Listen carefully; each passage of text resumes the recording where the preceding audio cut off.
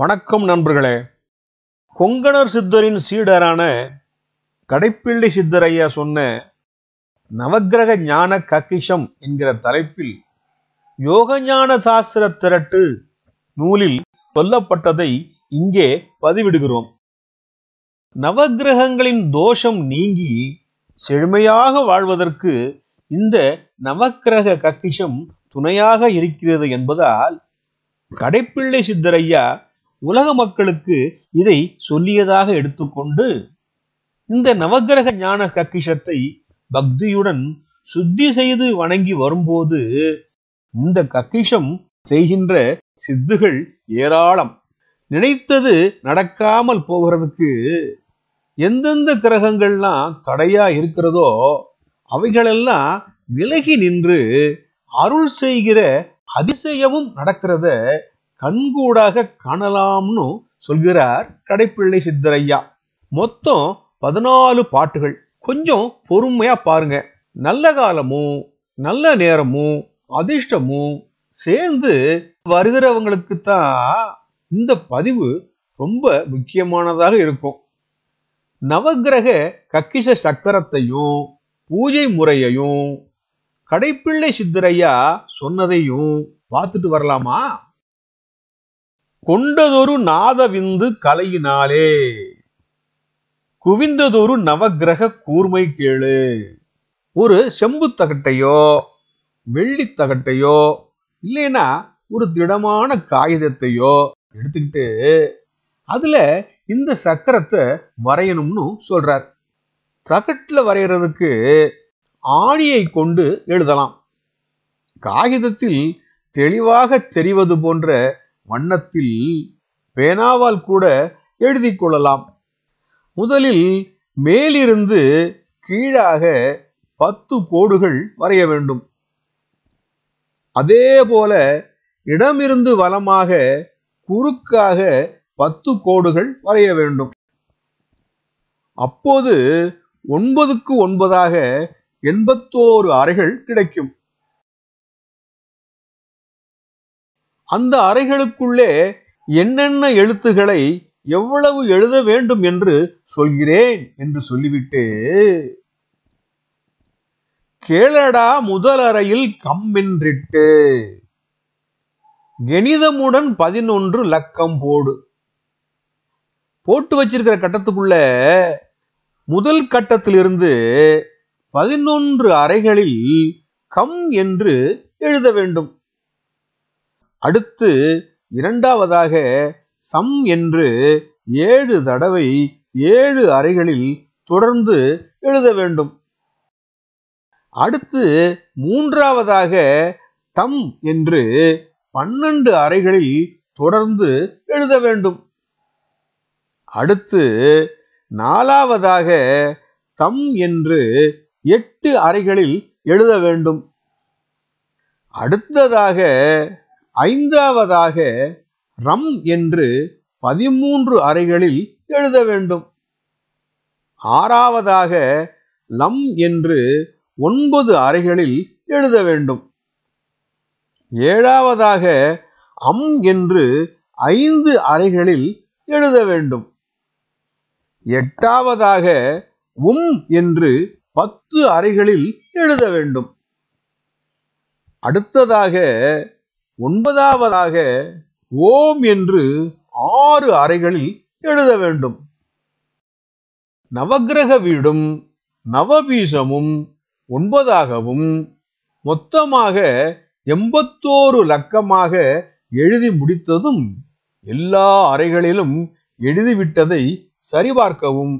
அடுத்ததாக ரேகைகளின் முனையில் சூலம் போட வேண்டும்.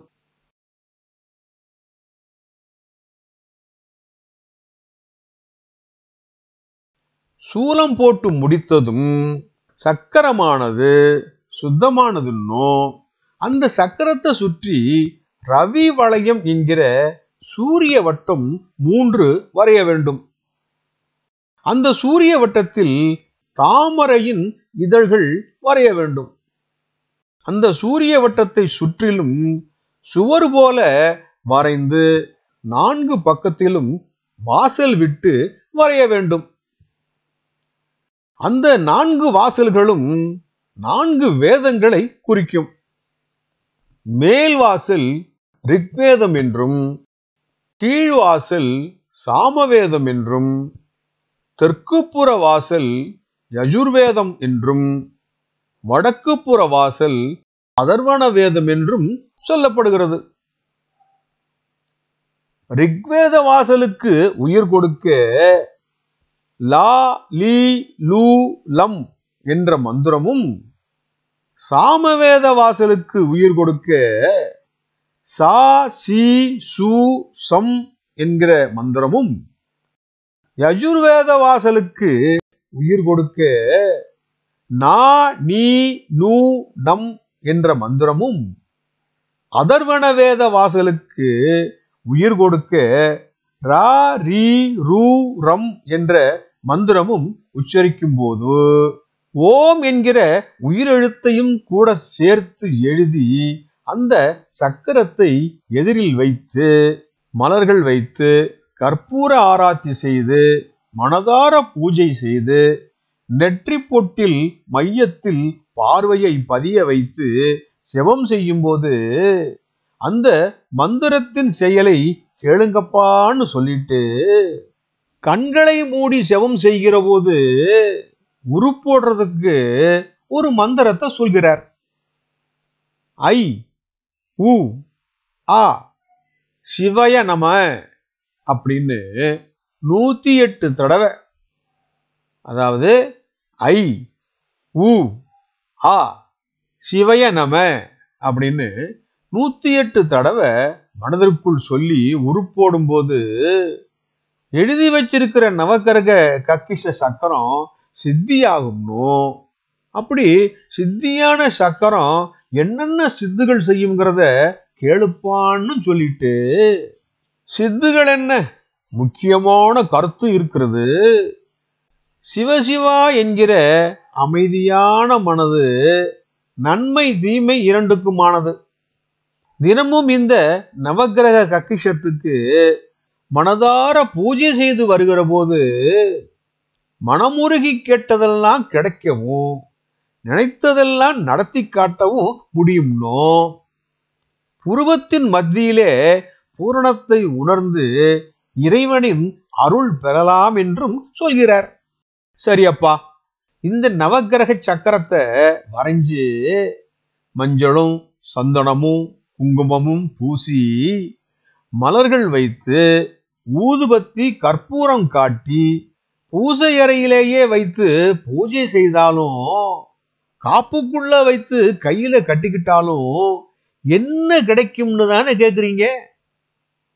அப்படி செய்யற போது கெட்ட வினைகளெல்லாம் ஒதுங்கி ஓடியே போகும்னோ, பில்லி சூனியம் பிசாசு ஏவல் கண் திருஷ்டி பழி சொல்லால் வந்த சாபம் எல்லாம் ஒதுங்கியே போறதோட நெஞ்சடைப்பு மயக்கம் வாயு அஷ்ட குன்மங்களும் பிரமை தோஷம் நீர்க்கடுப்பு மூலம் போன்ற நோய்களெல்லாம் நவக்கிரக கக்கிஷத்தால கிட்ட வரவே வராதுன்னோ.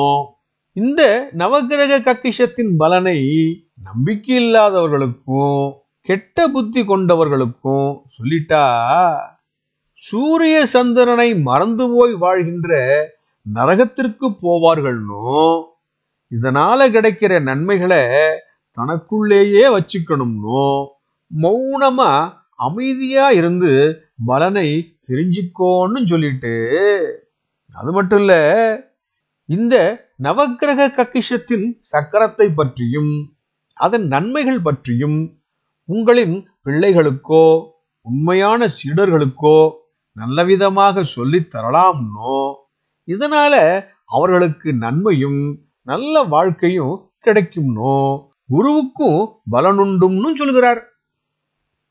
இது போன்ற சக்கரங்களும் யந்திரங்களும் பல பல தெய்வங்களின் பெயர்களோடு கிடைப்பதையும் அதை வியாபார இடங்களிலும் வீடுகளின் பூசை அறையிலையும் வைத்திருப்பதை பார்த்திருப்பீர்கள். இந்த நவக்கிரக கக்கிஷமானது மனிதர்களுக்கானது. மனித வாழ்வில் திருப்பம் செய்கின்ற நவக்கிரகங்கள் தமது வக்கிர நீச உச்ச ஸ்தானங்களில் இருந்து நல்லவைகளை தந்து நினைத்ததை செய்து முடிக்கின்ற பலனை தருகிறது. ஒரு கம்ப்யூட்டருக்கு சர்க்கியூட் வரைபடம் போல இந்த சக்கரமும், கோடு வார்த்தைகள் போல மந்திரங்களும் இருந்து பக்தி எனும் மின்சாரத்தால் கம்ப்யூட்டரை இயக்குவது போல இந்த நவக்கிரக கக்கிஷமும் மனித வாழ்வோடு இயங்கி பலனளிக்கும் என்பதில் சந்தேகமே இல்லை. கடைப்பிள்ளை சித்தரையா சொல்லி தந்தது நல்ல விஷயம் தானே. பதிவை பார்த்தவர்களுக்கும் மற்றவர்களோடு பகிர்ந்தவர்களுக்கும் கோடானு கோடி நன்றிகள்.